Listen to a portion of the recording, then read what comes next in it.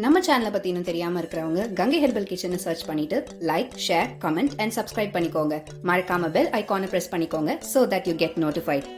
Hi viewers, வணக்கம். Welcome to Gangai herbal kitchen. இன்னைக்கு Gangai herbal கிச்சனில் சூப்பரான சமையலுங்க. அதே சமயத்தில் லஞ்ச் பாக்ஸாகவும் இருக்கும். அபவ் 40க்கு மேலே இருக்கிறவங்க, பிபி இருக்குது, சுகர் இருக்குது, வெயிட் லாஸ் பண்ணுறோம், சின்ன குழந்தையிலேருந்து வயதானவங்க வரைக்கும் சாப்பிடக்கூடிய ஒரு சமையல் தான் நம்மளோடது.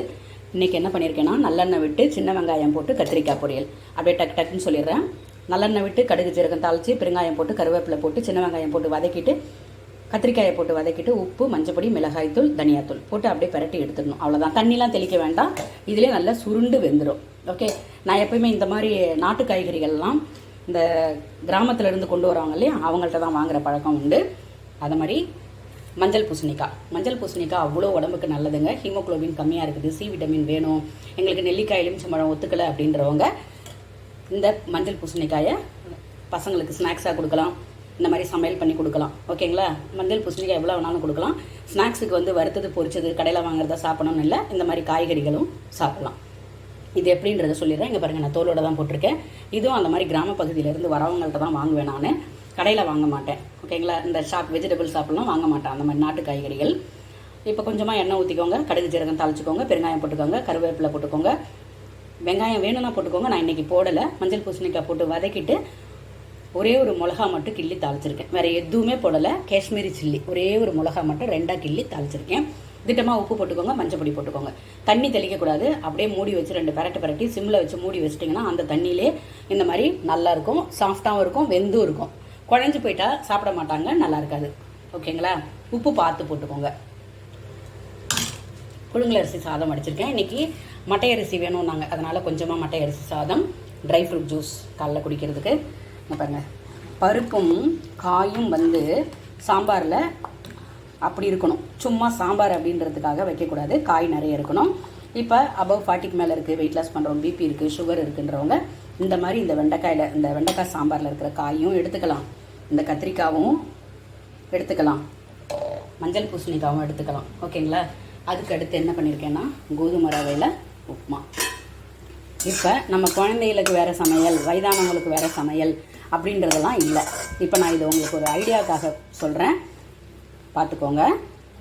இப்போ வயதானவங்களாக இருக்கிறாங்க அப்படின்னு சொன்னாக்கா, காலையில் வந்து அவங்க பரவாயில்ல, என் மட்டை அரிசி தான் வடிச்சிருக்கேன், ஃபுல் மீல்ஸ் எடுத்துக்கலாம். காய்கறியோட ஃபுல் மீல்ஸ்னால் எவ்வளோ? சாதம் கொஞ்சமாக, இந்த கப் அளவு சாதம் எடுத்துக்கிட்டு மீதி காய் எடுத்துக்கோங்க. இது கோதுமை ரவை உப்புமா மத்தியானத்துக்கு கரெக்டாக இருக்கும். வச்சுருங்க. இன்றைக்கி காய் அதில் இருக்கிறதுனால இதில் நான் காய் சேர்க்கலை. இப்போ வயதானவங்களுக்காக சொல்கிறேன். இது மத்தியானத்துக்காச்சா, இதோட கூட நீர் மோர். ஓகேங்களா? நீர் மோர் வந்து பெஸ்ட்டான ஆப்ஷன் அபவ் 40க்கு மேலே இருக்கிறவங்களுக்கு. இதில் 3ல் 1 பங்கு காய், அதே மாதிரி இதில் ஒரு 3ல் 1 பங்கு காய், கொஞ்சமாக சாதம். இதில் வந்து வெண்டைக்காய் சாப்பிடும்போது என்ன பண்ணுங்கன்னா, வெண்டைக்காய் அப்படியே எடுத்து போட்டுக்கிற மாதிரி பாருங்கள். இது வந்து சூப்பராக இருக்கும். சரியாயிடுச்சுங்களா? காலையில் சாப்பிட்றதுக்கு சாப்பாடும், மத்தியானம் சாப்பிட்றதுக்கு கோதுமை ரவை உப்புமா. வயதானவங்களுக்கு அபவ் 40க்கு மேலே இருக்குது, சுகர் இருக்குது, பிபி இருக்குது, வெயிட் லாஸ் பண்ணுறோம், இல்லை நோய் இல்லாமல் பாதுகாக்கணும். இப்போ பிபி இருக்கிறவங்க, சுகர் இருக்கிறவங்க, வெயிட் லாஸ் பண்ணுறவங்க தான் இந்த மாதிரி சாப்பிட்ணுமானா கிடையவே கிடையாது. அபவ் 40க்கு மேலே போனாலே இந்த மாதிரி உணவுகளை ஃபாலோ பண்ணலாம். குழந்தையிலேருந்து இதை மாதிரி ஃபாலோ பண்ணிட்டு வரான். இப்போ என்னோட ஃபேமிலியில் இதுதான், என்னோட குழந்தைக்கும் சரி, என்னோட கணவருக்கும் சரி, எனக்கும் சரி, எல்லாருக்கும் இதே சாப்பாடு தான்.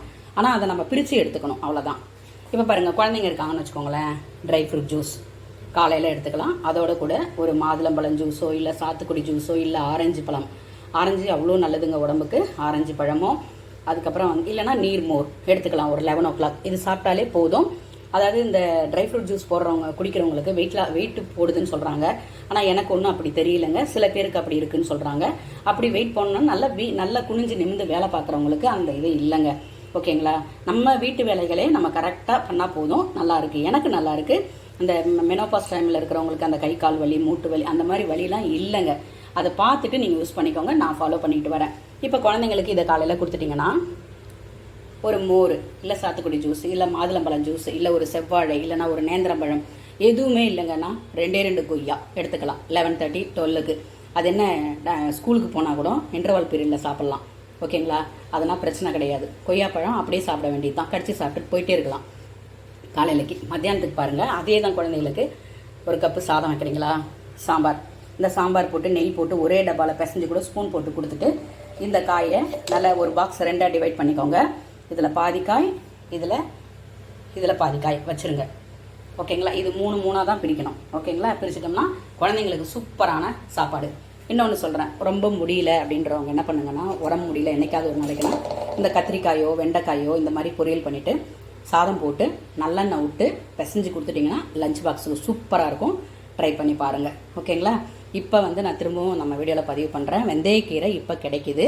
வெந்தயக்கீரையில் என்னென்னலாம் ரெசிபி பண்ணிக்கணும். வெந்தயக்கீரையில் ஒமேகா வெந்தயம் அவ்வளோ நல்லதுங்க உடம்புக்கு. நம்ம வீடியோ செக் பண்ணி பாருங்கள். என்னோட கணவர் பரம்பரை சித்த மருத்துவர் அவர்கள் அந்த பற்றி தெளிவாக சொல்லியிருப்பாங்க. ஒமேகா 3 எதுலலாம் அதிகமாக இருக்குது, ஏன் வெந்தயம் சாப்பிட்ணும் அப்படின்னு சொல்லிட்டு. அதனால் வெந்தயக்கீரையை கிடைக்கும்போது பயன்படுத்திக்கோங்க. அதை நான் போட்டுனே வரேன். வெந்தயக்கீரை சப்பாத்தி போட்டிருக்கேன்னா அடுத்து ஒன்றா போடுறேன் நான். அப்போ கத்தூரி மெத்தி நீங்கள் கடையில் போய் வாங்க வேண்டாம். நான் அதுவும் நம்ம வீடியோவில் நான் போட்டிருக்கேன். வேணுன்றவங்க அதை போய் ஃபாலோ பண்ணிக்கோங்க. நம்ம ரெடி பண்ணி வச்சுக்கிட்டோம்னா நம்ம எல்லாத்துக்குமே அதை யூஸ் பண்ணிக்கலாம். ஓகேங்களா. இந்த வீடியோ உங்களுக்கு யூஸ்ஃபுல்லாக இருக்கும்னு சொல்லி நம்புகிறேன். அதுக்குள்ளே இந்த கோதுமை உப்புமாவும் ரெடி ஆகிடுது. ஓகேங்களா. அவ்வளோதாங்க. சிம்பிளாக இருந்தாலும் ஆரோக்கியமாக ட்ரை பண்ணுங்கள். மோரை மட்டும் மறந்துடாதீங்க. சளி தொண்டை வீசிங் ப்ராப்ளம் இருக்கிறவங்க மட்டும் அவாய்ட் பண்ணிக்கோங்க. ஓகேங்க. இதை மாதிரி ஃபாலோ பண்ணி பார்த்துட்டு உங்களோட பதிவு என்னோட சேனலில் பண்ணுங்கள். உங்களுக்கு பிடிச்சிருந்தா மறக்காமல் லைக் பண்ணுங்கள், ஷேர் பண்ணுங்கள், கமெண்ட் பண்ணுங்கள். மறக்காமல் சப்ஸ்கிரைப் பண்ணுங்கள். உங்கள் சப்போர்ட்டை கொடுத்துக்கிட்டே இருங்க. நன்றி.